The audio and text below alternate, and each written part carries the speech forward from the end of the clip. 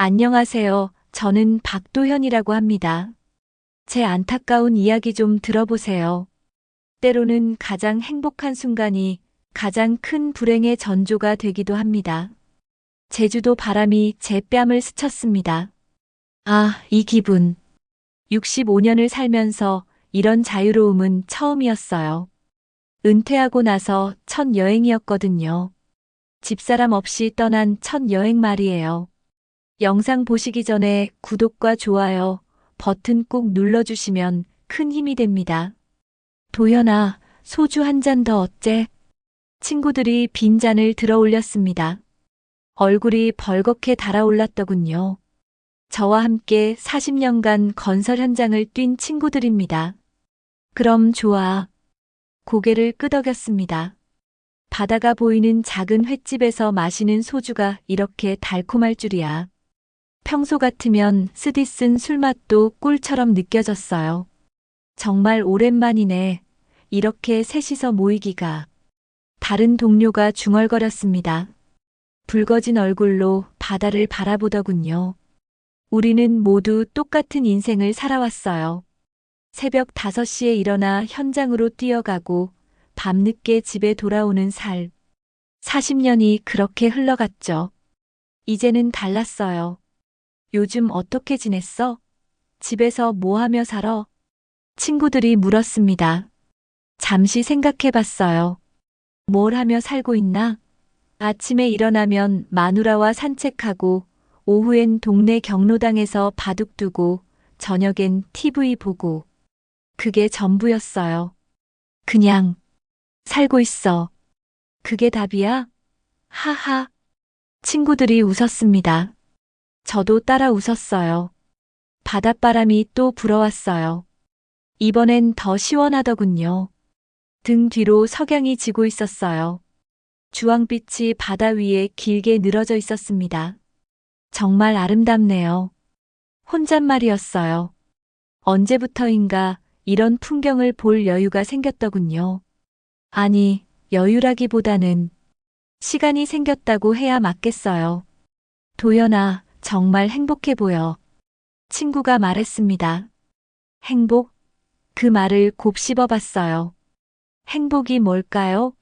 건강한 몸, 충분한 돈, 가족들의 안녕? 아니었어요. 바로 지금 이 순간이었습니다. 동료들과 함께 바다를 보며 소주를 마시는 이 순간. 아무 걱정 없이 웃을 수 있는 이 시간 말이에요. 맞아. 행복해. 솔직하게 답했습니다. 다음 날 아침 호텔 창문으로 한라산이 보였어요. 장엄했습니다. 구름 한 점 없는 파란 하늘 아래 우뚝 선 산의 모습. 사진을 찍었어요. 마누라에게 보여주고 싶었거든요. 다음엔 마누라랑 같이 와야겠어. 혼잣말이었어요. 마누라는 여행을 좋아했거든요. 젊었을 때 신혼여행으로 제주도에 온 적이 있었어요. 그때는 돈이 없어서 민박집에서 하루 자고 왔었는데, 이제는 달라요. 좋은 호텔에서 며칠이고 머물 수 있으니까요. 공항으로 가는 택시 안에서 창밖을 바라봤습니다. 제주의 풍경이 스쳐 지나갔어요. 검은 돌담, 푸른 들판, 그리고 끝없이 펼쳐진 바다. 참 좋은 곳이지요? 운전기사가 말했습니다. 네, 정말 좋아요. 대답했어요. 가슴속이 따뜻했습니다. 이런 기분이 언제 이후였을까요? 비행기가 뜨는 순간 창 아래로 멀어져 가는 제주도를 바라봤어요. 또 올 거예요. 마누라와 함께. 아니, 딸네 가족과도 함께 올 수 있을 거라고 생각했어요. 그때는 몰랐습니다. 집에 돌아가면 모든 게 달라져 있을 거라는 사실을. 제 평온한 일상이 산산조각 날 거라는 사실을. 지금 이 행복한 순간이 마지막일지도 모른다는 사실을요. 하지만 그 순간만큼은 완벽했어요. 구름 위를 날아가는 비행기 안에서 저는 진정한 자유를 느꼈습니다. 아, 그때로 돌아갈 수만 있다면. 그 평온했던 순간으로 말이에요. 불행은 예고 없이 찾아온다. 그것도 가장 행복한 순간에. 김포공항 수화물 찾는 곳에서였어요. 가방이 나오기를 기다리고 있는데 핸드폰이 울렸습니다. 딸아이였어요. 응, 딸. 평소와 다른 목소리였어요. 뭔가 어색했달까요? 아버지, 여행 잘 다녀오셨어요? 응, 재밌게 잘 다녀왔어. 제주도 정말 좋더라. 다음엔 너희들하고도 같이. 아버지, 딸아이가 제 말을 끊었어요. 그런 적이 없었는데. 평소 같으면 제가 하는 말 끝까지 다 들어주는 아이였거든요. 뭔 일이야? 아버지, 집에 오시면 얘기 드릴게요. 지금은 전화로는 어려워요. 가슴이 철렁했어요. 뭔가 잘못됐다는 직감이 들었습니다. 딸아, 무슨 일인데? 엄마가 어떻게 됐나? 아프기라도 한 거야? 아니에요. 아프신 건 아니고, 그냥 집에 오세요. 강서방도 와 있어요. 강서방? 평일인데 왜 강서방이? 강서방은 회사원이라 평일엔 거의 못 보는데. 딸아, 정말 무슨 일인지 얘기해봐. 아버지가 걱정되잖아. 전화로는 정말 어려워요. 빨리 오세요. 뚝. 전화가 끊어졌어요. 손이 떨렸습니다. 40년 넘게 건설 현장에서 온갖 위험한 일들을 겪으면서도 이렇게 불안한 적은 없었어요. 집사람한테 뭔 일이 생긴 걸까? 수화물을 찾아서 택시를 탔어요. 기사님한테 급하다고 말씀드렸습니다. 평소 같으면 지하철을 타고 천천히 집에 갔을 텐데. 택시 안에서 집사람한테 전화를 걸었어요. 여보세요? 그 사람 목소리가 아니었어요. 딸아이 목소리였습니다. 딸아, 왜 너가 엄마 전화를 받아? 아, 엄마 휴대폰이 고장나서요. 제가 대신 거짓말이었어요. 딸아이 목소리가 떨리고 있었거든요. 우리 딸은 어릴 때부터 거짓말을 못하는 아이였어요. 거짓말을 하면 목소리가 떨렸거든요. 엄마 바꿔줘. 지금 잠시 자리에 안 계세요. 어디 갔는데? 그냥 잠깐 나가셨어요. 또 거짓말이었어요. 가슴이 두근거렸습니다. 뭔가 심상치 않았어요. 제주도에서 그렇게 행복했는데.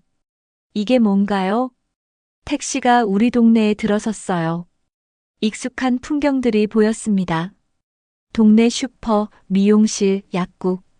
평소 같으면 정겨웠을 텐데 오늘은 왠지 음산해 보였어요. 아저씨, 여기서 세워주세요. 택시 요금을 내고 내렸어요. 우리 집이 보였습니다. 2층 단독주택. 20년 전에 마련한 우리 보금자리였어요. 그런데 이상했어요. 평소 같으면 제가 여행에서 돌아오는 날엔 마누라가 문 앞에서 기다리고 있었거든요. 오늘은 아무도 없었어요. 현관문을 열었어요. 다녀왔습니다. 평소처럼 큰 소리로 인사했는데 뭔가 분위기가 이상했어요. 딸아이가 나왔어요. 얼굴이 굳어 있었습니다. 아버지, 오셨어요? 응. 엄마는?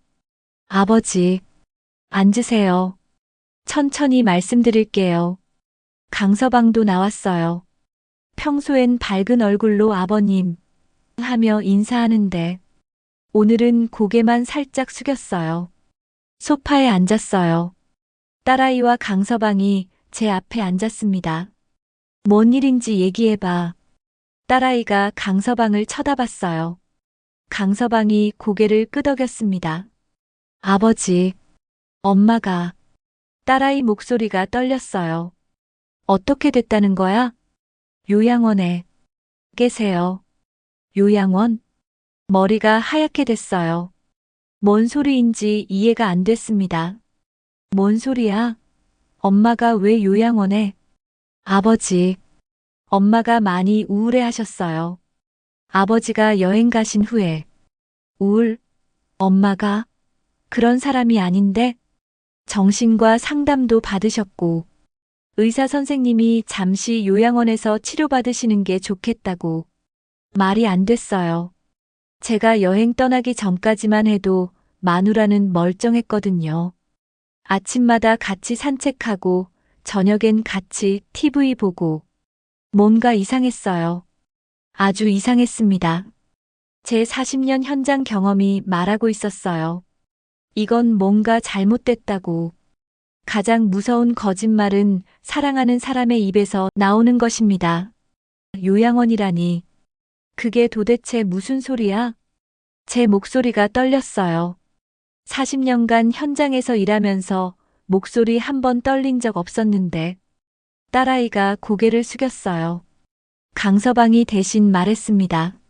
아버님, 어머님이 아버님 여행 가신 후부터 많이 우울해하셨어요. 우울해했다고? 내가 떠날 때만 해도 괜찮았는데 처음엔 저희도 그냥 일시적인 거라고 생각했어요. 그런데 강서방이 말을 멈췄어요. 딸아이를 쳐다보더니 다시 입을 열었습니다. 어머님이 이상한 행동을 하시기 시작했어요. 이상한 행동? 가슴이 답답했어요. 마누라가 이상한 행동을 했다고? 그럴 리가 없었어요. 40년 넘게 같이 산 마누라를 제가 모를까요? 어떤 행동을 했다는 거야? 딸아이가 입을 열었어요. 아버지, 엄마가 밤에 집을 나가셨어요. 새벽 2시예요. 어디로? 그냥 동네를 돌아다니셨어요. 잠옷 차림으로요. 말이 안 됐어요. 마누라는 밤에 나가는 걸 무서워하는 사람이었거든요. 저녁 7시만 되면 문단속부터 하는 사람이 새벽에 나갔다고? 그것뿐이에요? 강서방이 또 말했어요. 음식도 안 드시고 하루 종일 방에만 계셨어요. 그리고 뭐? 이상한 말씀을 하셨어요. 이상한 말. 딸아이가 눈물을 글썽였어요. 아버지, 엄마가 자꾸 누군가 나를 지켜보고 있다고 하셨어요. 그리고 문을 잠가야 한다고. 제 머리가 복잡해졌어요. 집사람이 그런 말을 했을 리가 없었어요. 평생 그런 사람이 아니었거든요. 병원에는 언제 갔어? 3일 전이에요. 정신과에 모시고 갔어요. 정신과. 가슴이 철렁했어요. 마누라가 정신과에. 의사 선생님이 뭐라고 했는데? 강서방이 서류 봉투를 꺼냈어요. 여기 진단서가 있어요. 제 손이 떨렸어요. 진단서를 받아들고 글자를 읽으려고 했는데 눈에 들어오지 않았어요. 뭐라고 되어 있어? 우울증. 그리고 의심 증상이라고 되어 있어요. 의심 증상? 피해망상이라고 하더군요. 누군가 자신을 해치려 한다고 생각하는. 말도 안 됐어요. 마누라가 그런 병에 걸릴 사람이 아니었어요. 제가 누구보다 잘 알고 있었거든요. 그래서 요양원에 보냈다는 거야? 아니에요, 아버지. 보낸 게 아니라. 딸아이가 말을 멈췄어요. 뭐가 아니라고? 엄마가 스스로 들어가셨어요. 스스로? 믿을 수 없었어요. 마누라가 스스로 요양원에? 그게 말이 되나? 마누라가 왜 스스로 요양원에 들어가? 강서방이 또 말했어요. 어머님이 집에 있으면 위험하다고 하셨어요. 누군가 자신을 지켜보고 있으니 안전한 곳에 있어야 한다고. 제 40년 현장 경험이 말하고 있었어요. 뭔가 이상하다고. 자네, 강서방. 네, 아버님. 애 엄마를 언제 마지막으로 봤어? 어제 요양원에 모셔다 드릴 때요. 그 전에 말이야. 집에서 언제 마지막으로 봤냐고. 강서방이 딸아이를 쳐다봤어요. 딸아이가 대답했어요. 3일 전. 병원 가기 전 날이에요. 3일 동안 마누라가 혼자 집에 있었다는 거야? 아니에요. 저희가 돌아가면서 돌봤어요. 돌아가면서 뭔가 이상했어요. 딸아이는 자기 집이 있고 강서방은 회사가 있는데 3일 동안 돌아가면서 돌봤다고? 딸아, 너 회사 어떻게 했어? 휴가 냈어요. 강서방도, 네. 저도 휴가 냈어요. 이상했어요. 갑자기 둘 다 휴가를 내고 마누라를 돌봤다고. 마누라 방 좀 보자. 일어났어요. 딸아이와 강서방이 당황한 표정을 지었어요. 아버지, 방은 뭐가 어때서? 2층으로 올라갔어요. 우리 부부 방 문을 열었습니다. 방이 너무 깨끗했어요. 이상하게 깨끗했어요. 이 사람은 원래 깔끔한 사람이었지만 이건 아니었어요. 마치 아무도 살지 않은 방 같았어요. 화장대를 봤어요. 마누라가 매일 쓰던 화장품들이 없었어요. 옷장을 열어봤어요. 옷들도 반 이상이 없었어요.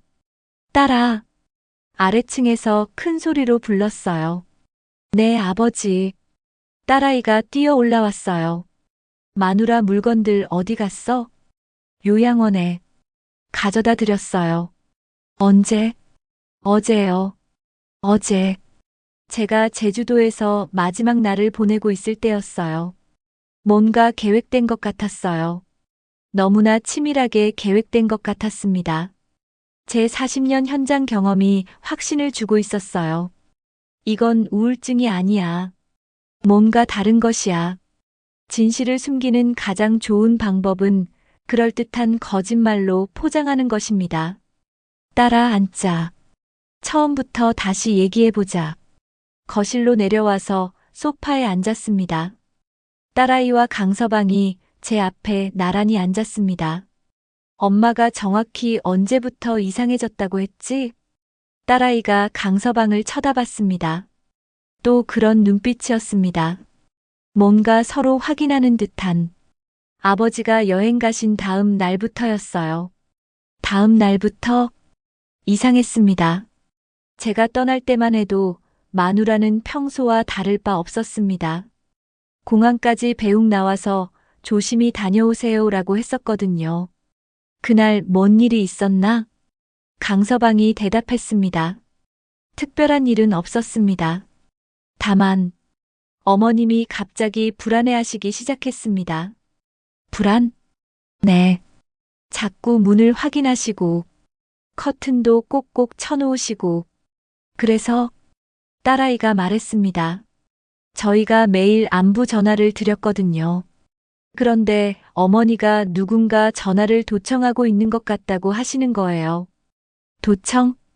이 사람이 그런 말을 할 사람이 아니었습니다.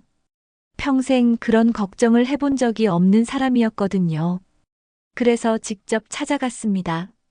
강서방이 계속 설명했습니다. 어머님 상태가 정말 심각했습니다. 며칠 동안 제대로 주무시지도 못하셨고 밥도 거의 안 드셨습니다. 그래서 병원에 갔다고? 네. 어쩔 수 없었습니다. 딸아이가 눈물을 글썽였습니다. 아버지, 엄마가 저한테 이상한 말을 했어요. 뭔 말? 딸아, 너도 조심해야 한다. 그들이 우리 집을 노리고 있다고. 그들이? 누군지 모르겠어요. 엄마가 설명을 안 해주셨거든요. 제 머리가 복잡해졌습니다. 그 사람이 그런 말을 했다고? 평생 그런 성격이 아니었는데. 강서방, 자네는 어땠어? 너의 장모가 자네한테도 그런 말 했나? 네. 저한테는 더 심했습니다. 더 심했다고? 어머님이 제게 강서방, 자네는 믿을 수 있지? 다른 사람들은 모두 의심스럽다고 하셨습니다. 이상했습니다.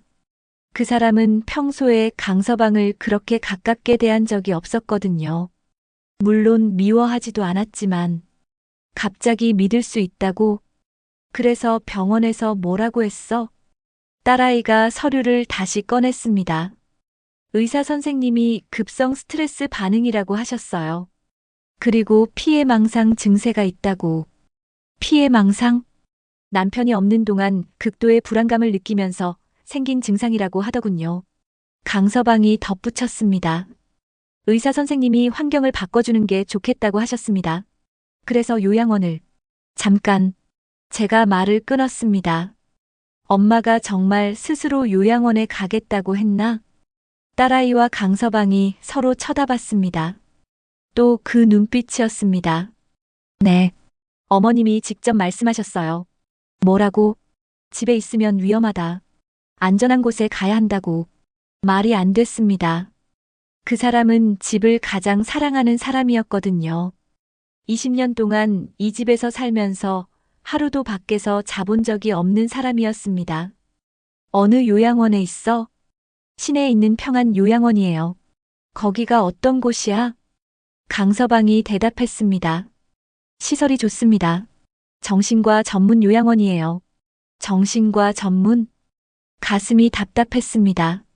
마누라가 정신과 전문 요양원에? 아버지, 어머니 보러 가실 거죠?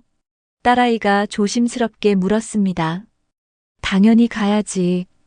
언제 갈 수 있어? 내일. 내일 모시고 가겠습니다. 왜 오늘은 안 돼? 딸아이가 또 강서방을 쳐다봤습니다. 오늘은 어머니가 적응하시는 시간이 필요하다고 하더군요. 적응? 새로운 환경에 적응하시는. 이상했습니다. 모든 게 이상했습니다. 그 사람이 갑자기 이상해졌다는 것도, 스스로 요양원에 가겠다고 했다는 것도, 오늘 당장 만날 수 없다는 것도. 강서방. 네, 아버님. 자네 회사에서 뭔 일 없었나? 갑자기 휴가 내고. 아, 네. 괜찮습니다. 가족 일이라고 하니까 이해해 주시더군요. 딸도 마찬가지고. 네, 아버지. 그 순간 제 머릿속에 떠오른 게 있었습니다. 우리 집 재산 이야기였습니다. 몇 달 전에 딸아이가 물어본 적이 있었거든요. 아버지, 집 명의는 누구예요? 하고. 그때는 별 생각 없이 아버지하고 엄마 공동 명의지 했는데. 설마 그런 건 아니겠죠? 하지만 제 40년 현장 경험이 말하고 있었습니다. 이 모든 게 우연이 아니라고. 진실은 가장 사소한 곳에 숨어 있다. 문제는 그것을 찾을 용기가 있느냐는 것입니다. 밤이 깊었어요. 딸아이와 강서방은 집으로 돌아갔습니다. 내일 아침에 모시러 오겠다는 말을 남기고 말입니다. 혼자 남은 집이 이렇게 넓고 적막할 줄 몰랐어요. 40년 넘게 그 사람과 함께 살았는데 이제 와서 혼자 있으려니 숨이 막혔어요.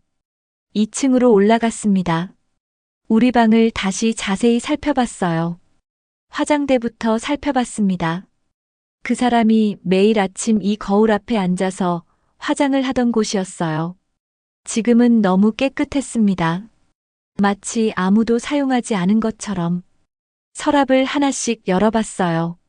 첫 번째 서랍. 비어 있었습니다.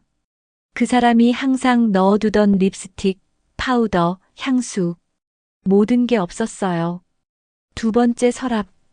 이것도 비어 있었습니다. 세 번째 서랍을 열었는데 뭔가 이상했어요. 완전히 비어 있지는 않았습니다. 구석에 작은 종이 조각이 하나 있었어요. 손에 들고 자세히 봤습니다. 그 사람의 글씨였어요. 여보, 믿지 마. 그게 전부였습니다. 그 뒤는 찢어져 있었어요. 가슴이 두근거렸어요. 이게 뭘 의미하는 걸까요? 옷장을 열어봤습니다. 옷들이 반 정도 없어진 것도 이상했지만 더 이상한 건 남아있는 옷들의 배치였어요. 그 사람은 옷을 색깔별로 정리하는 버릇이 있었습니다. 검은색, 회색, 흰색 순서로. 그런데 지금은 아무렇게나 걸려 있었어요. 마치 다른 사람이 정리한 것 같았습니다. 침대 밑을 들여다봤어요. 그 사람이 중요한 물건들을 숨겨두던 곳이었습니다. 손을 뻗어서 더듬어 봤어요. 뭔가 만져졌습니다. 작은 수첩이었어요. 그 사람의 일기장이었습니다. 펼쳐서 마지막 페이지를 봤어요. 3월 15일 남편이 여행을 간다고 했다. 걱정돼요. 요즘 딸과 강서방이 자주 찾아온다. 뭔가 이상합니다. 3월 16일 남편이 떠났어요. 딸이 전화했습니다. 엄마, 아버지 없을 때 우리 집에서 지내면 어째? 왜 갑자기? 3월 17일 강서방이 혼자 왔어요. 이상한 서류를 보여줬습니다. 집 관련 서류였어요. 서명하라고 했습니다. 거절했어요. 3월 18일 딸이 화를 냈어요. 엄마가 왜 이러세요? 우리가 도와주려는 건데. 무슨 도움? 이상합니다. 손이 떨렸어요. 이게 뭔 소리입니까? 계속 읽었습니다. 3월 19일 강서방이 또 왔어요. 이번엔 다른 사람과 함께 왔습니다. 정신과 의사라고 했어요. 왜 갑자기 정신과 의사를? 3월 20일 딸이 울면서 말했습니다. 엄마, 병원에 가봐요. 요즘 너무 이상해요. 내가 이상하다고? 이상한 건 너희들이야. 3월 21일 그이한테 전화하고 싶은데 딸이 전화기를 가져갔어요. 엄마가 실수할까봐라고. 무슨 실수? 마지막 페이지였습니다. 3월 22일 더 이상 못 참겠어요. 그이가 돌아오기 전에 뭔가 해야 합니다. 하지만 어떻게? 그 다음 페이지는 찢어져 있었어요. 책을 덮고 생각해 봤습니다. 그 사람이 우울증에 걸렸다고? 피해망상이라고? 거짓말이었어요. 완전히 거짓말이었습니다. 일기를 보니 명확했어요. 그 사람은 멀쩡했습니다. 오히려 딸과 강서방의 이상한 행동을 걱정하고 있었어요. 집 관련 서류를 서명하라고 했다는 부분이 특히 신경 쓰였습니다. 무슨 서류였을까요? 화장대 서랍에서 찾은 종이 조각을 다시 봤어요. 여보, 믿지 마. 뭘 믿지 말라는 걸까요? 누굴 믿지 말라는 거였을까요? 갑자기 소름이 돋았어요. 딸과 강서방을 믿지 말라는 뜻이 아닐까요? 제 40년 현장 경험이 확신을 주고 있었습니다. 그 사람은 강제로 요양원에 보내진 거였어요. 우울증 때문이 아니라 다른 이유로 말입니다. 아마 집 때문일 겁니다. 재산 때문일 거였어요. 하지만 아직 확실하지 않았습니다. 더 확인해 봐야 했어요. 내일 요양원에 가서 그 사람을 직접 만나봐야 했습니다. 그래야 진실을 알 수 있을 것 같았어요. 그 사람의 입으로 직접 들어봐야 했습니다. 과연 딸과 강서방이 말한 게 사실인지, 아니면 제가 의심하는 게 맞는지. 잠자리에 들었지만 잠이 오지 않았어요. 머릿속에 온갖 생각이 꼬리를 물고 이어졌습니다. 만약 제 의심이 맞다면, 제 딸이, 제가 40년 동안 사랑으로 키운 딸이 그런 일을 했다는 말입니까? 믿고 싶지 않았어요. 하지만 모든 증거가 그쪽을 가리키고 있었습니다. 사랑했던 시간들이 때로는 가장 큰 배신감을 안겨줍니다. 새벽 3시였어요. 결국 잠을 이룰 수 없었습니다. 침대에서 일어나 거실로 내려왔어요. 어둠 속에서 소파에 앉아 생각에 잠겼습니다. 그 사람과 처음 만난 게 언제였을까요? 42년 전이었어요. 제가 23살, 그 사람이 21살 때였습니다. 동네 친구 결혼식에서 만났어요. 하늘색 원피스를 입고 있었습니다. 수줍게 웃는 모습이 그렇게 예뻤어요. 처음 뵙겠습니다. 저는 윤정이라고 합니다. 그때 그 사람이 한 첫 인사였어요. 목소리가 작고 청아했습니다. 6개월 동안 연애를 했어요. 그때는 돈이 없어서 데이트라고 해봐야 동네 뒷산 산책이 전부였습니다. 그래도 행복했어요. 도연 씨, 저 정말 행복해요. 그 사람이 자주 했던 말이었습니다. 손을 잡고 산길을 걸으면서. 결혼식은 간소하게 했어요. 하객도 얼마 안 됐습니다. 신혼여행은 제주도 1박 2일이 전부였어요. 그래도 그 사람은 불만 한마디 없었습니다. 도연 씨, 제주도 바다가 정말 예뻐요. 나중에 돈 많이 벌면 다시 와요. 그때 그 사람이 한 말이었어요. 신혼집은 월세 15만 원짜리 반지하였습니다. 습하고 좁았어요. 여름엔 덥고 겨울엔 추웠습니다. 그래도 그 사람은 항상 밝았어요. 도연 씨, 우리 집이 제일 좋아요. 당신이 있으니까요. 3년 후 딸이 태어났습니다. 은주였어요. 그 사람이 얼마나 기뻐했는지 밤새 아이를 안고 울었어요. 여보, 우리 딸이 세상에서 제일 예뻐요. 정말 복 받았어요. 제가 건설 현장에서 일하느라 바쁠 때도 그 사람은 혼자서 모든 걸 감당했습니다. 육아도 살림도 모든 것을. 가끔 제가 늦게 들어가면 그 사람이 기다리고 있었어요. 여보, 고생 많았어요. 밥 차려드릴게요. 아무리 피곤해도 밥을 차려줬습니다. 그리고 제 이야기를 들어줬어요. 오늘 현장에서 뭐가 힘들었어요? 제가 하는 이야기를 끝까지 들어줬습니다. 때로는 조언도 해줬어요. 당신은 정말 대단한 사람이에요. 다른 사람들이 못하는 일도 척척 해내잖아요. 그런 말을 들으면 힘이 났어요. 다음 날 현장에 나가는 게 덜 힘들었습니다. 10년 후 드디어 내 집을 마련했어요. 지금 이 집이었습니다. 2층 단독주택이었어요. 그날 그 사람이 얼마나 기뻐했는지. 여보, 정말 꿈 같아요. 우리가 집을 가졌다니. 그 사람이 집 구석구석을 돌아다니며 어린아이처럼 좋아했습니다. 여기에 화분 놓고 저기에 소파 놓고. 여보, 정말 행복해요. 딸 은주도 좋아했어요. 자기 방이 생겼다고 방방 뛰었습니다. 아빠, 우리 이제 부자예요? 딸의 순진한 질문에 웃었던 기억이 있어요.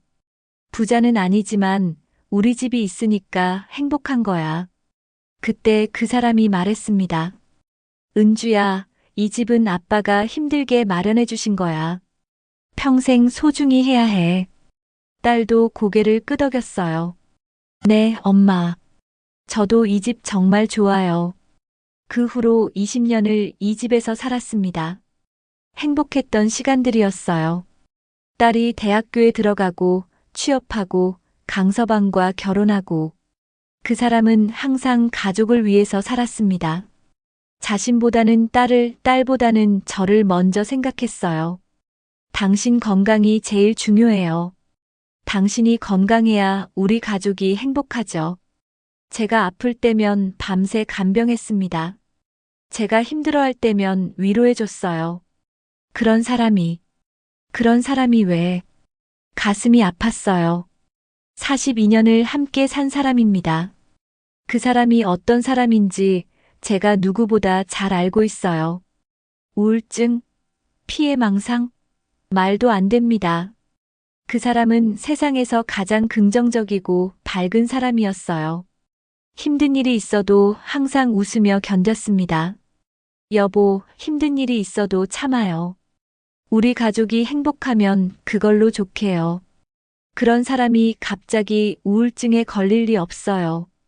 분명히 다른 이유가 있습니다. 딸과 강서방이 말한 건 모두 거짓말이에요. 하지만 왜 제 딸이 그런 거짓말을 하는 걸까요?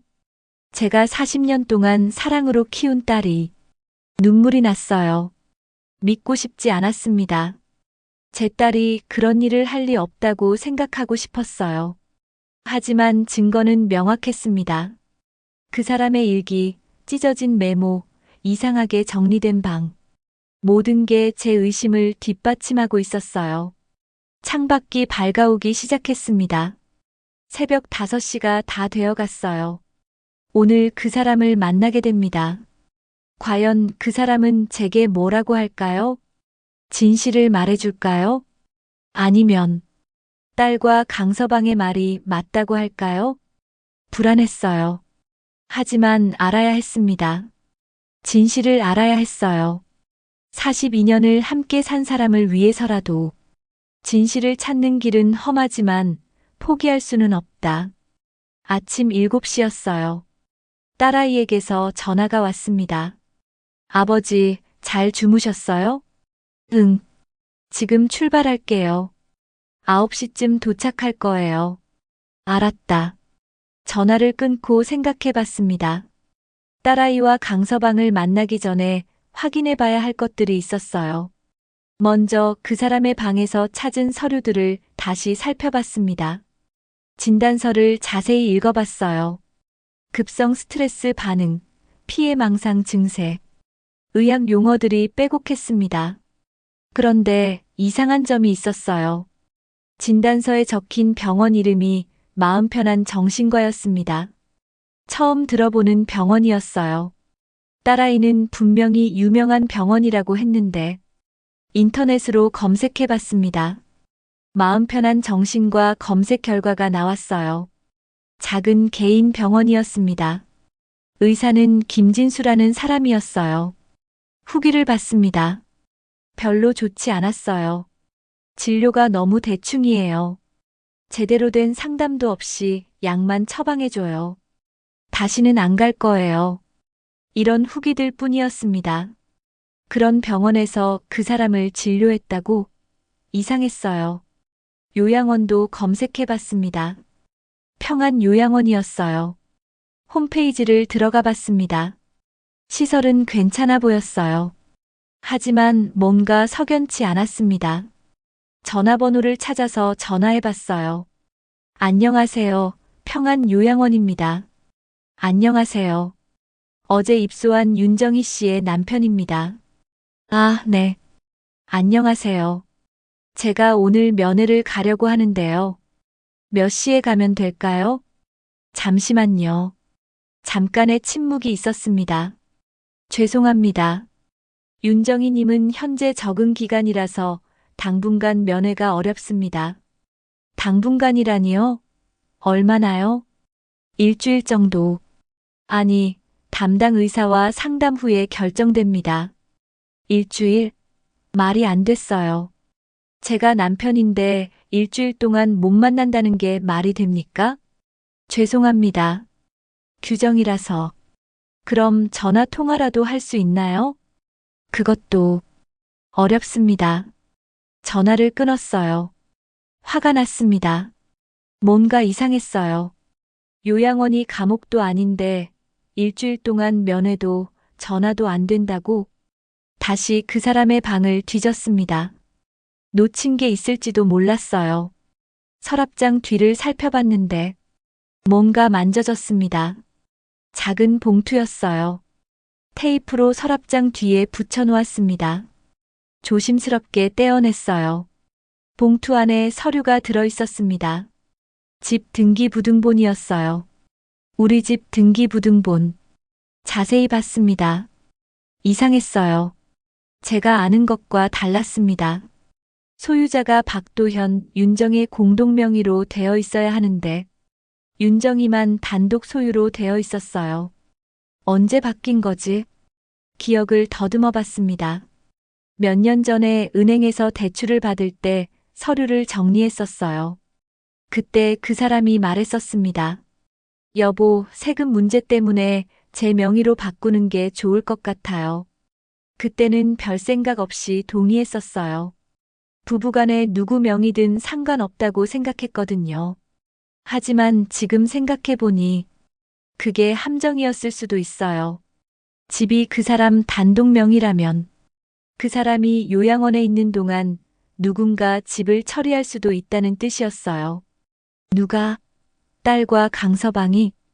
가슴이 답답했어요. 또 다른 서류도 있었습니다. 위임장이었어요. 본인 윤정이는 딸 박은주에게 재산 관리에 관한 모든 권한을 위임한다. 날짜를 봤어요. 3월 20일이었습니다. 그 사람이 병원에 간 바로 그날이었어요. 말도 안 됐습니다. 그 사람이 스스로 이런 위임장을 썼을 리 없어요. 필체도 이상했습니다. 그 사람 글씨 같기도 하고 아닌 것 같기도 하고 이 모든 게 계획된 것 같았어요. 제가 여행을 간 사이에 딸과 강서방이 모든 걸 준비했던 것 같았습니다. 그 사람을 요양원에 보내고 재산 관리 권한까지 가져가고 목적이 뭘까요? 집을 팔려는 걸까요? 아니면 다른 목적이 있는 걸까요? 문득 몇 달 전 일이 생각났어요. 강서방이 사업 자금이 필요하다고 한 적이 있었습니다. 은행에서 대출이 안 된다고, 담보가 필요하다고 했었어요. 그때 제가 거절했었어요. 집을 담보로 잡힐 순 없다. 다른 방법을 찾아봐라. 강서방의 얼굴이 굳어졌었어요. 그 후로 저에 대한 태도가 조금씩 달라졌었습니다. 설마 그 때문에? 현관문이 열리는 소리가 들렸어요. 딸아이가 온 것 같았습니다. 서류들을 다시 숨겼어요. 아직은 때가 아니었습니다. 아버지, 왔어요. 딸아이의 목소리였어요. 평소와 똑같은 밝은 목소리였습니다. 하지만 이제는 달랐어요. 그 목소리 뒤에 숨은 진실을 알고 있었거든요. 응, 왔구나. 최대한 평정을 유지했습니다. 강서방도 함께 왔어요. 아버님, 안녕하세요.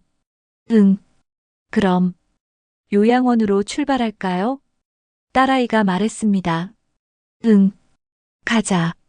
차 안에서 생각했어요. 과연 그 사람을 만나면 뭐라고 말할까요? 진실을 말해줄까요? 아니면 딸과 강서방 앞에서는 연기를 해야 할까요? 그 사람이 어떤 상태일지 걱정됐어요. 하지만 한 가지는 확실했습니다. 제가 찾은 증거들을 보면 그 사람은 분명히 억울한 상황에 처해 있다는 것이었어요. 그리고 저는 그 진실을 밝혀내야 했습니다. 42년을 함께 산 사람을 위해서라도 가장 가까운 사람의 눈에서 읽히는 절망만큼 아픈 것은 없다. 요양원에 도착했어요. 생각보다 깔끔한 건물이었습니다. 3층짜리 흰색 건물에 앞마당도 잘 꾸며져 있었어요. 하지만 뭔가 답답한 기분이 들었습니다. 아버지, 저희가 먼저 접수하고 올게요. 딸아이가 말했어요. 아니다. 내가 직접 하겠다. 아버지, 괜찮다. 1층 접수 창구로 갔습니다. 안녕하세요. 윤정희 씨 남편입니다. 접수하는 여직원이 당황한 표정을 지었어요. 아, 잠시만요. 뭔가 확인하더니 전화를 걸었습니다. 원장님, 윤정희님 남편분이 오셨는데요. 네, 알겠습니다. 전화를 끊고 말했어요. 원장님이 먼저 상담을 하시겠다고 합니다. 상담? 네, 환자 상태에 대해 설명드릴 게 있다고. 이상했어요. 그냥 만나면 되는데 왜 상담을 먼저 하라는 걸까요? 원장실로 갔습니다. 50대 남자가 앉아 있었어요. 안녕하세요. 저는 이 요양원 원장 김정호입니다. 박도연입니다. 마누라. 아내를 보러 왔습니다. 네, 그런데 먼저 말씀드릴 게 있어서. 원장이 심각한 표정을 지었습니다. 어떤 이야기입니까? 부인의 상태가 생각보다 심각합니다. 심각하다고요? 딸아이와 강서방이 제 옆에 앉았어요. 우울증이 꽤 진행된 상태입니다. 그리고 피해 망상도 심해서 구체적으로 어떤 상태인지 말씀해 주세요. 원장이 파일을 펼쳤습니다. 어제 입소하신 후로 계속 남편이 오면 안 된다고 하십니다. 뭐라고요?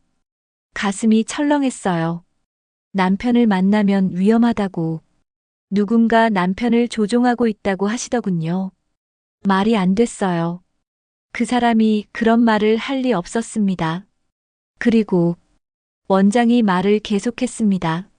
남편은 진짜 남편이 아니다라고도 하셨습니다. 그게 무슨 말입니까? 피해망상의 전형적인 증상입니다. 가장 가까운 사람조차 의심하게 되는. 딸아이가 울먹였어요. 아버지, 엄마가 정말 많이 아프신 것 같아요. 강서방도 말했습니다. 아버님, 의사 선생님 말씀을 들어보세요. 하지만 저는 믿을 수 없었어요. 그 사람이 그런 말을 했을 리 없었습니다. 그래도 만나게 해주세요. 하지만, 제발요. 원장이 한숨을 쉬었습니다. 알겠습니다. 하지만 짧게만. 그리고 간병사도 함께 있어야 합니다. 좋습니다. 2층으로 올라갔어요. 복도가 길었습니다. 하얀 벽과 소독약 냄새가 병원 같았어요. 203호 앞에서 멈췄습니다. 문을 열었어요. 그 사람이 침대에 앉아 있었습니다. 창밖을 보고 있었어요. 뒷모습이 초라해 보였습니다. 여보, 조심스럽게 불렀어요. 그 사람이 돌아봤습니다. 눈이 마주쳤어요. 그 순간, 그 사람의 눈에서 뭔가를 읽었습니다. 놀람, 기쁨, 아니면 두려움, 복잡한 감정이 섞여 있었어요. 당신, 그 사람이 작은 목소리로 말했습니다. 왔구나. 간병사가 옆에서 지켜보고 있었어요. 딸아이와 강서방도 문 앞에 서 있었습니다. 어떻게 지내? 그 사람이 대답하지 않았어요. 그냥 저를 바라만 봤습니다. 눈에서 뭔가 호소하는 듯한 빛이 보였어요. 몸은 괜찮아? 응. 작은 목소리였어요. 집에 언제 돌아갈 수 있어? 그 순간 그 사람의 눈이 흔들렸어요. 딸아이 쪽을 쳐다봤다가 다시 저를 봤습니다. 모르겠어. 여보, 뭔 일이 있었던 거야? 간병사가 끼어들었어요. 시간이 다 됐습니다. 환자분이 피곤해 하시는 것 같아요. 조금만 더. 안 됩니다. 어쩔 수 없이 일어났어요. 그 순간 그 사람이 제 손을 잡았습니다. 차갑고 떨리고 있었어요. 당신, 뭔가 말하려는 것 같았어요. 하지만 딸아이와 강서방이 보고 있었습니다. 조심해. 아주 작은 목소리였어요. 간병사도 못 들을 정도로. 뭐라고? 하지만 그 사람은 더 이상 말하지 않았습니다. 손을 놓고 다시 창밖을 바라봤어요. 밖으로 나왔어요. 원장이 기다리고 있었습니다. 어떠셨습니까? 뭐라고 대답해야 할지 모르겠더군요. 그 사람의 모습이 이상했어요. 평소와 너무 달랐습니다. 하지만 마지막에 한 말, 조심해라는 그 말이 계속 귓가에 맴돌았어요. 아버지, 돌아가요. 딸아이가 말했어요. 차 안에서 생각해 봤습니다. 그 사람의 상태가 정말 이상했어요. 하지만 우울증 때문일까요? 마지막에 한 조심해라는 말은 뭘 의미하는 걸까요? 그리고 그 사람의 눈빛. 분명히 뭔가 말하고 싶어 했어요. 하지만 딸아이와 강서방, 간병사가 있어서 못했던 것 같았습니다. 혼자 만날 수 있는 방법은 없을까요? 그래야 진실을 들을 수 있을 것 같았어요. 그 사람이 정말로 하고 싶은 말을. 거짓말은 또 다른 거짓말을 낳고 진실은 그 틈새로 새어나온다. 집으로 돌아오는 길이었어요. 차 안이 조용했습니다. 모두 말이 없었어요. 아버지. 딸아이가 먼저 입을 열었습니다. 엄마 상태가 생각보다 심각한 것 같아요. 그런가? 네. 아버지도 보셨잖아요. 예전 엄마 같지 않았죠? 맞았어요. 그 사람이 이상했습니다. 하지만 우울증 때문일까요? 강서방, 자네는 어떻게 생각해? 저도 어머님이 많이 변하신 것 같습니다. 어떻게 변했는데? 예전엔 그렇게 말수가 적으신 분이 아니었는데, 오늘은 거의 말씀을 안 하시더군요. 그건 맞았어요. 평소 그 사람은 말을 많이 하는 편이었습니다. 특히 저를 오랜만에 만나면 할 말이 많았어요. 하지만 오늘은 달랐습니다. 그런데 딸아. 네. 엄마가 정말로 나를 만나면 안 된다고 했을까? 딸아이가 잠깐 멈칫했어요. 그건 원장님이 하신 말씀이잖아요. 자네도 직접 들었나? 아니요. 하지만 원장님이 거짓말할 이유가 없잖아요. 차가 신호등에서 멈췄어요. 강서방이 룸미러로 저를 쳐다봤습니다. 아버님, 혹시 뭔가 의심스러운 게 있으신가요? 의심이라기보다는 이해가 안 되는 부분들이 있어서. 어떤 부분들이요? 엄마가 갑자기 그렇게 변했다는 게 내가 여행 갔다고 해서 그렇게까지 될까? 딸아이가 대답했어요. 아버지, 엄마가 얼마나 아버지에게 의존적인 분인지 아시잖아요. 42년 동안 아버지 없이 지낸 적이 거의 없으시잖아요. 그건 맞는 말이었어요. 그 사람은 저에게 많이 의존하는 편이었습니다. 하지만 그래도 이상했어요. 그런데 말이야. 네. 엄마가 정신과 상담받을 때 너희도 함께 갔다고 했지? 네, 맞아요. 의사가 뭐라고 하던 딸아이와 강서방이 서로 눈을 마주쳤어요. 또 그런 눈빛이었습니다. 의사 선생님이 환경 변화가 필요하다고 하셨어요. 강서방이 대답했습니다. 환경 변화? 네. 스트레스를 받는 환경에서 벗어나야 한다고. 집이 스트레스 받는 환경이라고? 그런 게 아니라 혼자 계시는 시간이 많으니까. 말이 좀 이상했어요.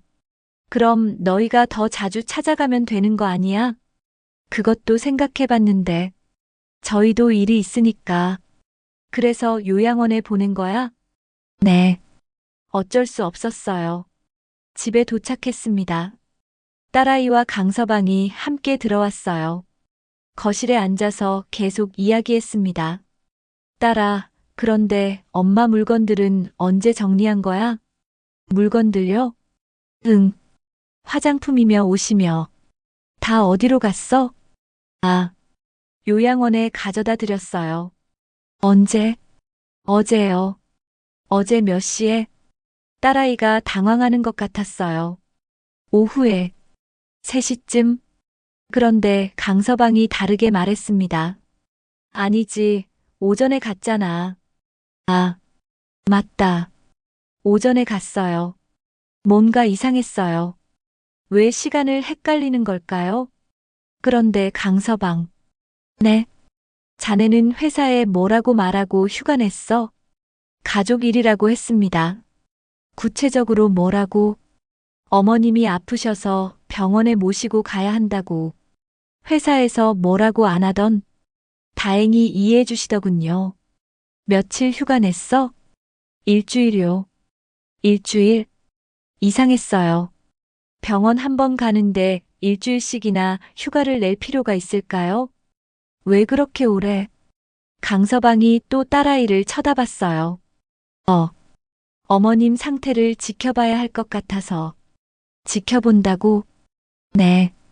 그런데 오늘 요양원에서 원장이 그러던데 당분간 면회가 어렵다고?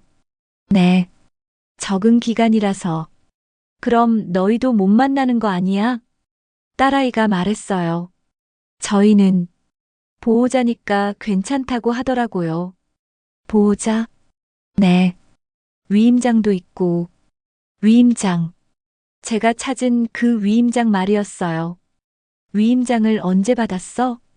병원 갔을 때요. 엄마가 스스로 써줬다고? 네. 하지만 저는 알고 있었어요. 그 위임장의 날짜와 필체를. 딸아. 네. 혹시 너희가 엄마한테 집 이야기 한 적 있나? 딸아이의 얼굴이 굳어졌어요. 집 이야기요? 응. 팔거나, 담보로 잡거나. 왜 그런 걸 물어보세요? 강서방이 끼어들었습니다. 아버님, 혹시 저희를 의심하시는 건가요? 의심한다기보다는 뭔가 오해가 있으신 것 같은데. 오해? 저희가 어머님을 요양원에 보낸 게 다른 목적이 있다고 생각하시는 건 아니죠? 직구였어요. 강서방이 정면으로 물어봤습니다. 다른 목적이 뭐가 있겠어? 그럼, 됐네요. 하지만 분위기가 이상해졌어요. 뭔가 서로 눈치를 보는 상황이 됐습니다. 딸아이가 일어났어요. 아버지, 저희 이만 가볼게요. 벌써? 네. 내일도 일찍 나와야 해서. 요양원 또 가는 거야? 네. 엄마 상태 확인하러. 그래. 딸아이와 강서방이 나갔어요. 혼자 남아서 생각해 봤습니다. 오늘 대화에서 여러 모순점들이 발견됐어요. 물건 정리 시간을 헷갈린다든지, 휴가를 일주일씩이나 낸다든지, 위임장 이야기를 할 때 표정이 굳어진다든지, 그리고 마지막에 강서방이 한 말, 다른 목적이 있다고 생각하시는 건 아니죠? 왜 그런 말을 했을까요? 괜히 의심받을 만한 말을. 제 의심이 점점 확신으로 변하고 있었어요. 내일은 혼자 요양원에 가봐야겠어요. 그 사람과 단둘이 이야기할 방법을 찾아봐야겠습니다. 진실을 들어야 했어요. 그 사람의 입으로 직접. 과거의 기억이 현재의 수수께끼를 푸는 열쇠가 될 때가 있다. 밤새 잠을 이루지 못했어요. 딸아이와 강서방이 돌아간 후 계속 생각에 잠겨 있었습니다. 새벽 5시가 되자 참을 수 없었어요. 일어나서 커피를 끓였습니다.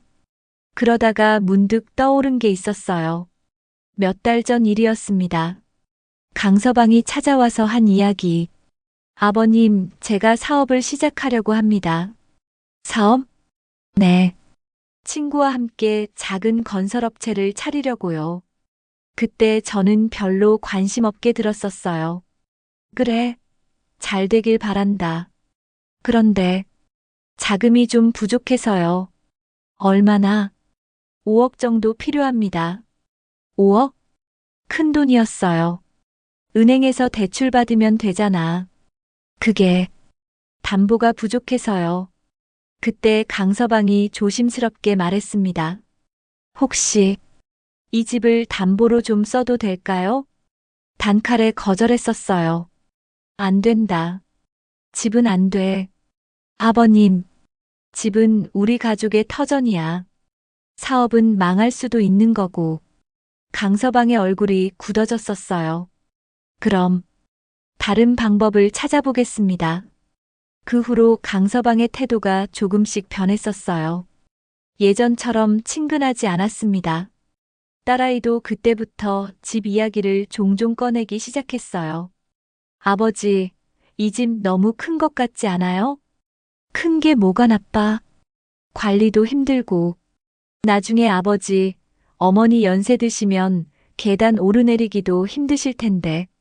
아직 멀쩡한데 무슨 소리야. 그래도 미리미리 준비해야죠. 그런 대화들이 몇 번 있었어요. 그리고 얼마 전에는 아버지, 집값이 많이 올랐다더라고요. 그런가? 네. 우리 동네가 재개발 예정지래요. 재개발? 네. 그럼 보상금도 많이 나올 거고. 보상금을 어디다 쓴다고? 좋은 아파트로 이사 가시고. 남은 돈으로 여유롭게 사시면 되잖아요. 그때도 저는 관심 없게 넘겼었어요. 하지만 지금 생각해보니 모든 게 계획된 것 같았습니다. 강서방의 사업 자금 문제, 딸아이의 집 관련 이야기들, 그리고 지금 상황. 모든 게 연결되고 있었어요. 그 사람을 요양원에 보내고 재산 관리 권한을 가져가고 그래서 집을 처리하려는 거 아닐까요? 가슴이 답답했어요. 제 딸이, 제가 40년 동안 사랑으로 키운 딸이 믿고 싶지 않았습니다. 하지만 증거들이 너무 명확했어요. 그 사람의 일기, 위임장, 그리고 어제 대화에서 드러난 모순점들. 오전 9시가 되자 요양원에 전화했어요. 안녕하세요. 윤정희 씨 남편입니다. 아, 네. 어제 오셨던. 오늘 혼자 면회 가려고 하는데 괜찮을까요? 잠시만요. 또 누군가와 확인하는 것 같았어요. 죄송합니다. 오늘은 어려울 것 같습니다. 왜죠? 환자분이 어제 면회 후에 많이 불안해하셨거든요. 불안해했다고요? 네. 밤새 잠도 못 주무시고 거짓말 같았어요. 그럼 언제 면회할 수 있나요? 일주일 후에 상태를 봐서 일주일 너무 길었어요. 전화를 끊고 생각해 봤습니다. 정상적인 방법으로는 그 사람을 만날 수 없을 것 같았어요. 다른 방법을 찾아야 했습니다. 그때 휴대폰이 울렸어요. 딸아이였습니다. 아버지, 안녕하세요. 응, 어떻게 지내세요? 그럭저럭. 아버지, 혹시 요양원에 전화하셨어요? 어떻게 알았을까요? 응, 했다. 왜요? 엄마가 어떤지 궁금해서. 아, 그런데 오늘은 면회가 어렵다고 하더라고요. 딸아이가 벌써 알고 있었어요. 이상했습니다. 너가 어떻게 알아? 아, 제가 아침에 전화해 봤거든요. 아침 몇 시에? 8시쯤요. 그럼 딸아이가 먼저 전화한 거였어요. 그리고 제가 전화하기 전에 뭔가 얘기를 한 것 같았습니다. 그래서 뭐라고 하던 엄마가 어제 많이 힘들어 하셨다고, 당분간 면회를 제한한다고, 당분간이 얼마나? 일주일 정도. 똑같은 이야기였어요. 미리 짜고 한 것 같았습니다. 딸아, 네, 너 혹시 엄마한테서 뭔 얘기 들은 거 없나? 무슨 얘기요? 나에 대한 얘기, 우리 집에 대한 얘기. 잠시 침묵이 흘렀어요. 아버지, 왜 그런 걸 물어보세요? 그냥 궁금해서. 아무 얘기 안 하셨어요. 하지만 목소리가 이상했어요. 뭔가 숨기고 있는 것 같았습니다. 딸아, 너 오늘 시간 있나? 시간요? 왜요? 아버지랑 좀 이야기하자. 무슨 이야기요? 그냥 가족 이야기. 아, 오늘은 좀 강서방이랑 볼 일이 있어서. 무슨 일? 그냥 개인적인 일이요. 개인적인 일? 더 자세히 묻고 싶었지만 딸아이가 대답하지 않을 것 같았어요. 그래, 알겠다. 전화를 끊었어요. 혼자 앉아서 생각해 봤습니다. 이제 확실해졌어요. 딸과 강서방이 뭔가 계획하고 있다는 것이, 그리고 그 사람이 그 계획의 피해자라는 것이. 하지만 어떻게 해야 할까요? 경찰에 신고할까요? 하지만 아직 명확한 증거가 부족했어요. 그리고 제 딸을 고발한다는 게, 아니면 변호사를 찾아갈까요? 너무 복잡했어요. 일단 그 사람을 만나야 했습니다. 직접 만나서 진실을 확인해야 했어요. 정상적인 방법으로 안 되면 다른 방법을 써서라도, 42년을 함께 산 사람을 위해서라도 포기할 수 없었습니다. 오늘 밤에 요양원에 가보겠어요. 몰래라도. 때로는 정면 돌파보다 우회하는 지혜가 필요하다. 밤 10시였어요. 요양원 주변을 한 바퀴 돌아봤습니다. 3층 건물이었고 1층은 사무실과 식당, 2층과 3층이 병실이었어요. 그 사람은 203호에 있었습니다. 밤에도 경비원이 있었어요. 정문으로는 들어갈 수 없을 것 같았습니다. 뒷문을 찾아봤어요. 다행히 직원 출입구가 있었습니다. 하지만 카드키가 있어야 열 수 있었어요. 담을 넘을 수도 있었지만 65세 나이에는 무리였습니다. 다른 방법을 생각해 봤어요. 그러다가 떠오른 게 있었어요. 오늘 오후에 요양원 근처 카페에서 본 직원들이었습니다. 흰색 유니폼을 입고 담배를 피우던 사람들. 아마 간병사들 같았어요. 혹시 그 중에 도움을 받을 수 있는 사람이 있을까요? 다음 날 아침 일찍 그 카페로 갔습니다. 9시쯤 되니까 흰색 유니폼 입은 사람들이 나타났어요. 3명 정도였습니다. 그중 한 명은 50대 여자였어요. 얼굴이 선해 보였습니다. 용기를 내서 다가갔어요. 실례합니다. 네, 저 평안 요양원에 입소한 윤정희 씨의 남편입니다. 아, 203호분? 네, 맞습니다. 어떻게 오셨어요? 사실은 아내와 개인적으로 대화할 일이 있어서요. 간병사가 고개를 갸웃했어요. 면회는 제한되어 있지 않나요? 네, 그래서 부탁드리고 싶은 게 있습니다. 부탁이요? 잠깐만이라도 아내와 둘만 있을 시간을 만들어 주실 수 있나요? 간병사가 망설였어요. 그건 규정 위반인데요. 알고 있습니다. 하지만 지갑을 꺼내서 10만 원을 내밀었어요. 이 정도로 커피값이라도. 간병사가 더 난처해했어요. 아니에요. 그런 게 아니라 정말 규정이 엄격해서. 그럼 이렇게 해주세요. 다른 방법을 생각해 봤어요. 제가 직접 들어가지 않겠습니다. 대신 아내에게 편지를 전해주실 수 있나요? 편지요? 네. 그리고 아내가 뭐라고 답하는지만 들어주세요. 간병사가 생각해 봤어요. 그 정도라면 할 수 있을 것 같은데요. 정말요? 네. 하지만 다른 사람들은 모르게 해야 해요. 물론입니다. 집으로 돌아가서 편지를 썼습니다. 여보, 나야. 남편 도현이야. 지금 내 상황을 알고 있어. 딸과 강서방이 뭘 하려는지도 알고 있어.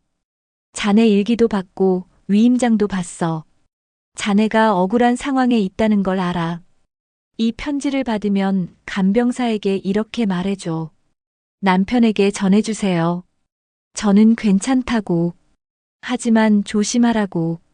만약 정말 위험한 상황이라면 남편에게 도움이 필요하다고 전해주세요라고 말해줘.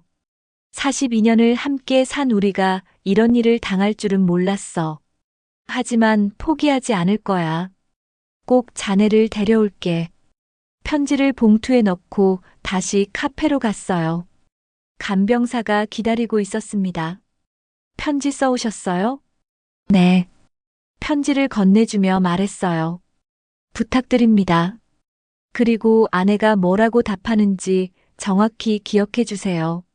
알겠어요. 오후 3시쯤 다시 여기로 오세요. 감사합니다. 오후 3시까지 기다리는 시간이 너무 길었어요. 그동안 다른 계획도 세워봤습니다. 만약 그 사람이 정말 도움이 필요하다고 하면 어떻게 해야 할까요? 경찰에 신고할까요? 하지만 증거가 부족했어요. 그리고 딸을 고발한다는 게 변호사를 찾아갈까요? 하지만 비용도 많이 들고 시간도 오래 걸릴 것 같았어요. 아니면 직접 행동할까요? 하지만 65세 나이에 무엇을 할 수 있을까요? 오후 3시가 되어 카페로 갔습니다. 간병사가 기다리고 있었어요. 표정이 심각했습니다. 어떻게 됐나요? 편지 전해드렸어요. 아내가 뭐라고 했나요? 간병사가 조심스럽게 말했어요. 처음엔 남편이 편지를 보냈다고 하시면서 놀라셨어요. 그 다음에는 편지를 읽으시더니 울기 시작하셨어요. 가슴이 아팠어요. 그래서 뭐라고 답하셨나요? 한참 울으시다가 이렇게 말씀하셨어요. 뭐라고요? 간병사가 심각한 표정으로 말했습니다. 남편에게 전해주세요. 도움이 필요하다고. 그리고 조심하라고. 그들이 위험한 사람들이라고. 그들. 딸과 강서방을 말하는 거였어요. 그게 다인가요? 아니요. 더 있어요. 뭐가 더 있죠? 만약 남편이 나를 구해내지 못하면 나는 평생 이곳에 갇혀 있을 거라고. 그들이 그럴 계획이라고. 머리가 하얗게 됐어요. 딸과 강서방이 그 사람을 평생 요양원에 가둘 계획이라고. 정말 그런 말을 했나요? 네. 그리고 마지막에 뭐라고 했죠? 남편한테 말해주세요. 서랍장 뒤에 숨겨둔 서류들을 잘 보관하라고. 그게 증거라고. 서랍장 뒤의 서류들. 제가 이미 찾은 그것들을 말하는 거였어요. 등기부등본, 위임장, 그것들이 증거였다는 거였어요. 간병사님. 네. 혹시 다른 방법으로 아내를 만날 수 있는 방법은 없을까요? 간병사가 고개를 저었어요. 어려울 것 같아요. 요즘 보안이 더 삼엄해졌거든요. 보안이? 네. 특히 203호는 특별관리 대상이라고. 특별관리. 그 말은 더 엄격하게 감시한다는 뜻이었어요. 집으로 돌아가서 생각해 봤습니다. 이제 확실해졌어요. 그 사람이 정말 위험한 상황에 있다는 것이. 하지만 어떻게 구해낼까요? 제가 혼자서 할 수 있는 일이 있을까요? 그때 떠오른 사람이 있었어요. 제주도에서 함께 여행했던 친구들. 창수와 경수. 그들에게 도움을 요청해 볼까요? 40년 동안 함께 일한 동료들이니까 저를 믿고 도와줄 것 같았어요. 전화를 걸었습니다. 내일 만나서 이야기해 보겠어요. 42년을 함께 산 그 사람을 위해서라도 포기할 수 없었습니다. 진실은 마침내 어둠을 뚫고 빛을 보게 된다. 다음 날 오전 창수와 경수를 만났어요. 동네 작은 식당에서였습니다. 제주도 여행 이후 처음 만나는 거였어요. 도현아, 얼굴이 왜 그래? 많이 상해 보이는데? 창수가 걱정스럽게 물었습니다. 그게 좀 복잡한 일이 생겼어. 두 친구에게 모든 상황을 설명했어요. 그 사람이 요양원에 간 것부터 딸과 강서방의 이상한 행동들, 그리고 어제 간병사를 통해 들은 이야기까지. 뭐, 그런 일이? 경수가 놀랐습니다. 정말 딸이 그런 짓을 했다고? 증거가 있어. 집에서 가져온 서류들을 보여줬어요.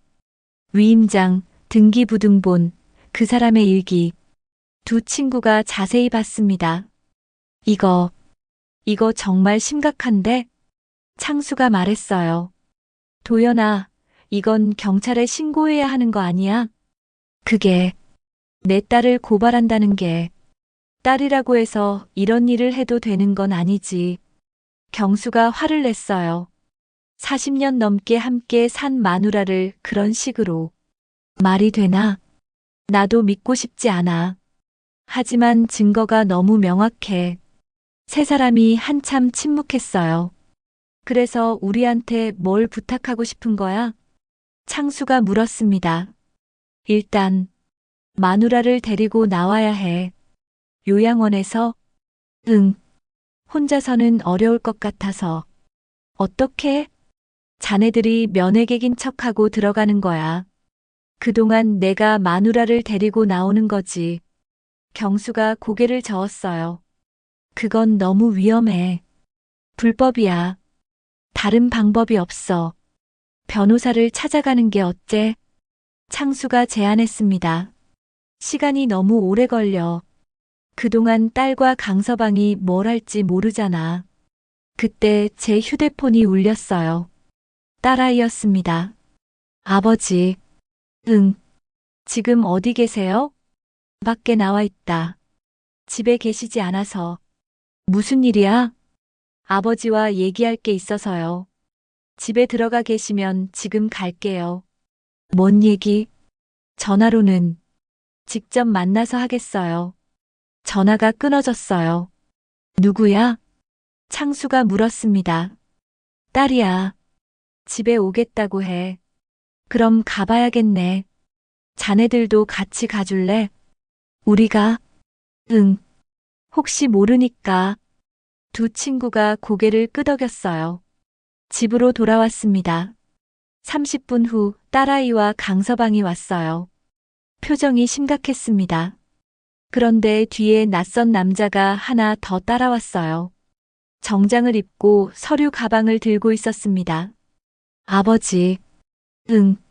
근데 저분은 누구야? 변호사님이에요. 변호사? 가슴이 철렁했어요. 거실에 모두 앉았습니다. 창수와 경수도 함께 앉았어요. 변호사가 입을 열었습니다. 안녕하세요. 김영호 변호사입니다. 무슨 일로 오셨습니까? 박은주 씨와 강민수 씨의 법적 대리인으로 왔습니다. 법적 대리인? 네. 몇 가지 정리할 일이 있어서 딸아이가 말했어요. 아버지, 엄마 문제로 법적 절차가 필요해서 변호사님을 모셨어요. 법적 절차? 네. 엄마가 치매 초기 진단을 받으셨어요. 뭐라고? 어제 정밀 검사를 했는데 치매 초기래요. 말이 안 됐어요. 어제 간병사가 전해준 그 사람의 말과 완전히 달랐습니다. 그래서 법적으로 후견인을 정해야 해요. 강서방이 말했습니다. 후견인? 네. 엄마의 재산 관리와 의료 결정을 대신할 사람을. 변호사가 서류를 꺼냈어요. 이미 법원에 후견인 선임 신청을 했습니다.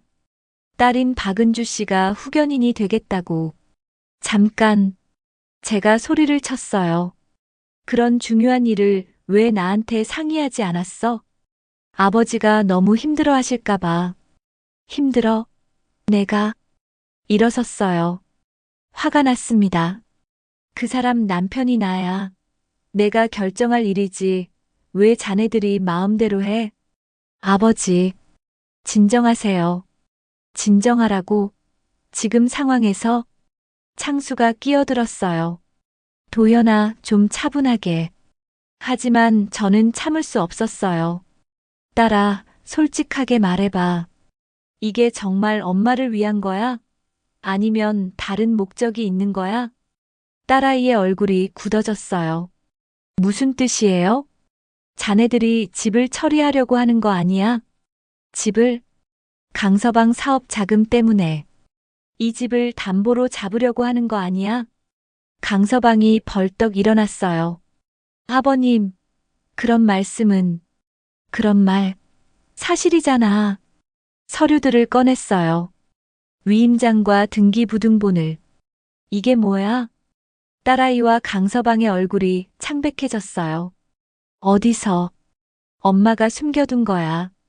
자네들이 어떤 일을 하려는지 알고 있었던 거지. 변호사가 당황했어요.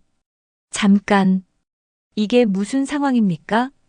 이 사람들이 엄마를 속여서 요양원에 보내고 재산 관리 권한을 가져간 거예요. 그런데 치매 진단서가 가짜야. 네 엄마는 멀쩡해. 그 사람의 일기도 보여줬어요. 이것 좀 봐보세요. 이게 치매 환자가 쓴 글 같습니까? 변호사가 일기를 읽어봤어요. 표정이 점점 굳어졌습니다.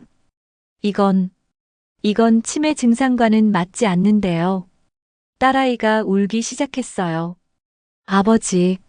아버지가 이렇게까지 저희를 의심하실 줄 몰랐어요. 의심? 이게 의심이야? 경수가 일어났어요. 도연아 말이 맞아. 이건 명백한 사기야. 창수도 거들었어요. 40년 넘게 함께 산 엄마를 이런 식으로 대할 수는 없지. 강서방이 소리쳤어요. 아버님들은 모르시잖아요. 어머님 상태가 얼마나 심각한지. 심각? 자네들이 심각하게 만든 거지. 더 이상 참을 수 없었어요. 당장 엄마를 데리고 와. 아버지, 당장. 변호사가 말했어요. 이 상황에서는 법적 검토가 다시 필요할 것 같습니다. 무슨 검토요? 만약 정말 부정한 방법으로 후견인 신청을 했다면 이는 심각한 문제입니다. 딸아이와 강서방이 서로 눈을 마주쳤어요. 그 순간 그들의 눈에서 무언가를 읽었어요. 두려움, 그리고 당황. 자네들, 정말로 그런 짓을 한 거야? 딸아이가 고개를 떨어뜨렸어요. 아버지, 미안해요. 진실이 밝혀진 후에야 진정한 용서와 화해가 시작된다. 미안해요. 딸아이의 작은 목소리가 조용한 거실에 울려 퍼졌습니다. 모든 것이 끝났어요. 강서방도 고개를 숙였습니다. 아버님, 저희가 잘못했습니다. 변호사가 서류를 정리하며 말했어요. 이 상황에서는 후견인 신청을 철회해야겠습니다. 그리고 부정한 방법으로 진단서를 받았다면. 변호사님, 제가 말을 끊었습니다. 일단 집사람부터 데려와야 해요. 다른 건 그 다음에 생각하겠습니다. 딸아이가 눈물을 훔쳤어요. 아버지, 정말 죄송해요. 저희가 너무 욕심을 부렸어요. 딸아, 네. 지금 당장 요양원에 가서 엄마를 데려와. 네, 알겠어요. 30분 후 모두 요양원으로 갔습니다. 원장실에서 원장과 만났어요. 원장의 얼굴이 굳어 있었습니다. 이게 어떻게 된 일입니까? 변호사가 상황을 설명했습니다. 부정한 방법으로 입소시킨 것으로 보입니다. 즉시 퇴소 절차를 밟겠습니다. 하지만 우리는 가족들이 제출한 서류를 믿고 그 서류들이 조작된 것 같습니다. 원장이 한숨을 쉬었어요. 알겠습니다. 퇴소 수속을 도와드리겠습니다. 203호로 올라갔어요. 문을 열었을 때 그 사람이 창가에 앉아 있었습니다. 저를 보자마자 눈이 커졌어요. 당신, 여보, 나야. 데리러 왔어. 그 사람이 울기 시작했습니다. 당신, 정말 왔구나. 응. 이제 집에 가자. 그 사람을 안아줬어요. 너무 말라 있었습니다. 며칠 사이에 많이 야위었어요. 여보, 고마워. 정말 고마워. 미안해. 내가 더 빨리 알았어야 했는데. 딸아이와 강서방이 뒤에 서 있었어요. 그 사람이 그들을 봤습니다. 복잡한 감정이 그 사람의 눈에서 읽혔어요. 엄마. 딸아이가 조심스럽게 다가왔습니다. 엄마, 정말 죄송해요. 집사람이 아무 말 하지 않았어요. 엄마, 저희가 잘못했어요. 용서해 주세요. 한참 후에 집사람이 입을 열었습니다. 은주야. 네, 엄마. 왜 그랬니? 딸아이가 더 크게 울었어요. 돈이 너무 필요했어요. 강서방 사업이 망하면 저희가 살 수 없을 것 같았어요. 그래서 엄마를 속인 거니? 죄송해요. 정말 죄송해요. 강서방도 무릎을 꿇었습니다. 어머님, 저도 정말 죄송합니다. 강서방. 네, 어머님. 자네가 주동한 거지? 강서방이 고개를 끄덕였어요. 네. 제가 은주를 부추겼습니다. 모든 책임은 제가 지겠습니다. 그 사람이 한숨을 쉬었어요. 평생을 함께 살면서 이런 일을 당할 줄은 몰랐구나. 집으로 돌아왔습니다. 집사람을 우리 방에 눕혔어요. 너무 피곤해했습니다. 여보, 좀 쉬어. 당신. 응. 고마워. 당신이 아니었으면 정말 평생 그곳에 있을 뻔했어. 그런 소리 하지 마. 내가 늦게 알아챈 게 미안해. 집사람의 손을 잡았어요. 여전히 차갑고 떨리고 있었습니다. 이제 괜찮아. 집에 왔으니까 괜찮아. 며칠이 지났어요. 딸아이와 강서방이 매일 찾아왔습니다. 용서를 구하기 위해서였어요.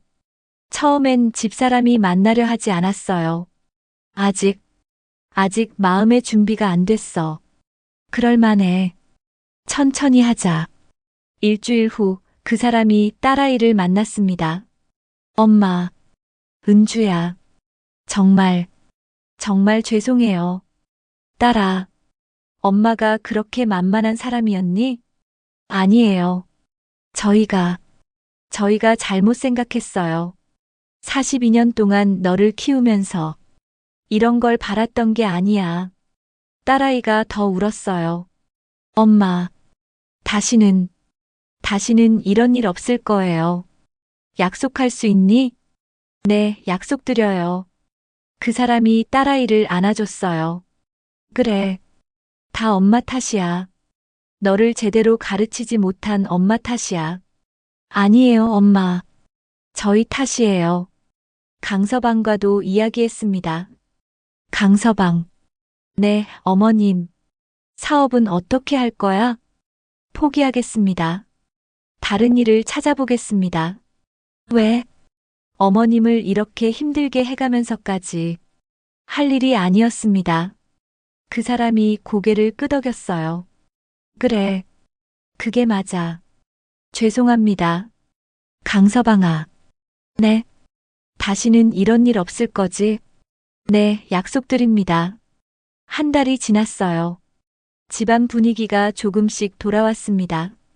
그 사람도 예전 모습을 많이 되찾았어요. 당신 오늘 창수, 경수 친구들이 오신다며? 응, 고마워서 식사 대접하려고. 내가 요리할게. 괜찮아? 응, 이제 괜찮아. 저녁에 창수와 경수가 왔어요. 재수 씨, 많이 좋아졌네. 창수가 말했어요. 네, 걱정 끼쳐드려서 죄송했어요. 집사람이 정중하게 인사했습니다. 뭘 그런 소리를. 가족 일인데. 경수도 말했어요. 도연아, 정말 다행이야. 그때 우리가 함께 있어서. 고마워. 자네들이 아니었으면 어떻게 됐을지. 친구잖아. 당연한 거지. 식사를 하면서 이야기했어요. 그런데 딸과 강서방은 어떻게 됐어? 창수가 물었습니다. 다행히. 화해했어. 정말? 응. 시간이 좀 걸렸지만, 그래도 가족이니까. 경수가 말했어요. 그래, 가족이 최고야. 돈보다 중요한 게 가족이지. 그 사람이 고개를 끄덕였어요. 맞아. 나도 이번 일로 많은 걸 배웠어. 밤이 깊었어요. 친구들이 돌아간 후 집사람과 둘이 앉아 있었습니다. 여보. 응? 이제 정말 괜찮아? 응, 괜찮아. 다시는 이런 일 없을 거야. 알아. 이제 당신이 곁에 있으니까. 집사람의 손을 잡았어요. 이제 따뜻했습니다. 42년을 함께 살았는데, 앞으로도 계속 함께 살자. 응, 여보, 함께 살자. 창밖으로 달빛이 들어왔어요. 평온한 밤이었습니다. 오랜만에 진짜 평온한 밤이었어요. 제주도에서 느꼈던 그 평화로움이 이제 우리 집에서도 느껴졌습니다. 가족이 함께 있는 이 순간이 그 어떤 것보다 소중했어요. 여보, 고마워. 집사람이 제 어깨에 기댔습니다. 나도 고마워. 끝까지 포기하지 않아서. 그렇게 우리는 다시 시작했습니다. 42년을 함께 한 부부로서, 그리고 진짜 가족으로서 말이에요.